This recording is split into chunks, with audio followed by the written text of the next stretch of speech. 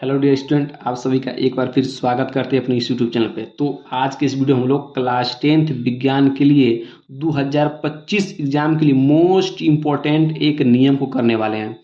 मैंने आपको 3 नियम को करा दिया है, ठीक है। यदि आप उन तीनों नियम को अच्छे से तैयार कर लेते हैं तो आपके 4 नंबर फिक्स हो जाएंगे और इससे बाहर 2025 में नहीं जाने वाला है।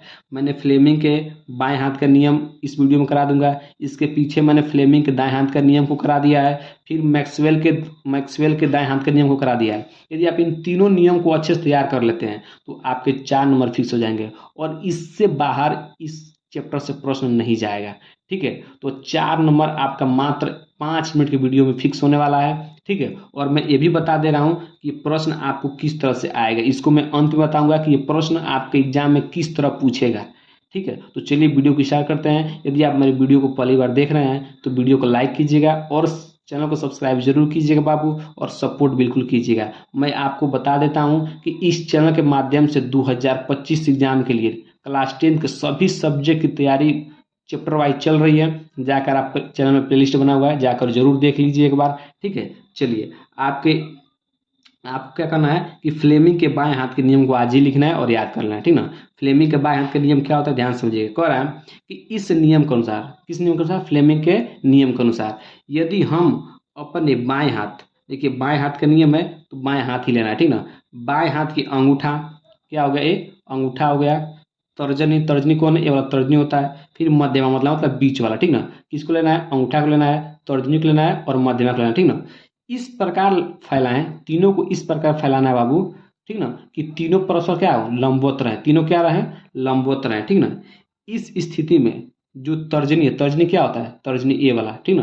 तर्जनी चुंबकीय क्षेत्र की दिशा, ठीक है, ध्यान समझिएगा, चुंबकीय क्षेत्र की दिशा, और जो मध्यमा है ये धारा की दिशा को प्रदर्शित करे, तो जो अंगूठा है वो बल की दिशा को प्रदर्शित करेगा, ठीक ना। क्या समझिएगा कि अगर जो तर्जनी है ये चुंबकीय क्षेत्र, मतलब चुंबकीय क्षेत्र किसे लिखते हैं, बी से, बी को प्रदर्शित करे। जो मध्यमा है ये चालक में प्रवाहित धारा को प्रदर्शित करे। तो जो ये अंगूठा है ये किसको प्रदर्शित करेगा, चालक पर लगने वाले बल को प्रदर्शित करेगा। यही क्या होता है, फ्लेमिंग के बाएं हाथ का नियम होता है, ठीक ना। अब मैं आपको बताता हूँ कि ये जो प्रश्न है एग्जाम में किस तरह पूछेगा, एक बार और समझ लेगा, ठीक ना। बोला है कि इस नियम के अनुसार यदि हम अपने बाएं हाथ के अंगूठे, तर्जनी व मध्यमा को इस प्रकार फैलाएं कि तीनों परस्पर क्या हो, लंबवत रहे। तीनों क्या होना चाहिए, लंबवत। लंबवत मतलब 90 अंश कोण बनना चाहिए तीनों के बीच, ठीक है।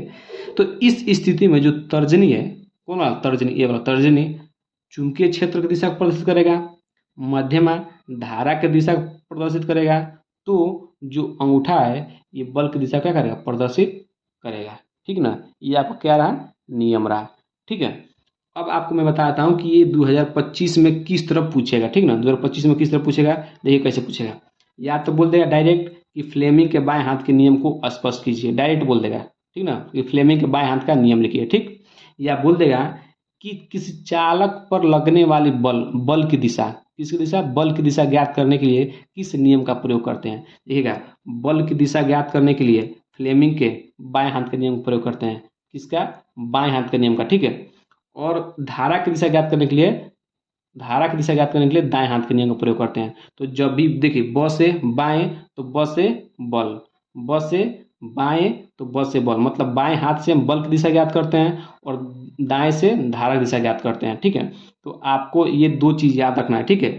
तो आपको किस तरह एग्जाम में कि फ्लेमिंग के बाएं हाथ का नियम लिखिए, या कह देगा कि किसी चालक पर लगने वाली बल की दिशा ज्ञात करने के लिए किस नियम का उपयोग करते हैं, वो नियम लिखिए, उसको स्पष्ट कीजिए, ठीक है। तो बल की दिशा ज्ञात करने के लिए हम फ्लेमिंग के बाएं हाथ का नियम का उपयोग करते हैं और नियम आपका ये रहा, ठीक है। तो आशा करते हैं कि आपको ये सभी प्रश्न एकदम अच्छे समझ में आ गए होंगे, कोई दिक्कत नहीं हुआ होगा। आप इसको कॉपी में लिखिएगा और क्या कर लीजिएगा, याद कर लीजिएगा, ठीक है। यदि आप इसको याद करके चले जाते हैं 2025 एग्जाम में तो आपके 4 नंबर कहीं नहीं जाने वाले, इसी से आएगा, ठीक है। तो यदि वीडियो अच्छा लगा हो तो वीडियो को लाइक कीजिएगा, चैनल को सब्सक्राइब कीजिएगा और सपोर्ट जरूर कीजिएगा, ठीक है। तो चलिए मिलते हैं इस तरह अगले वीडियो में एक इम्पोर्टेंट कंसेप्ट क्वेश्चन के साथ, ठीक है।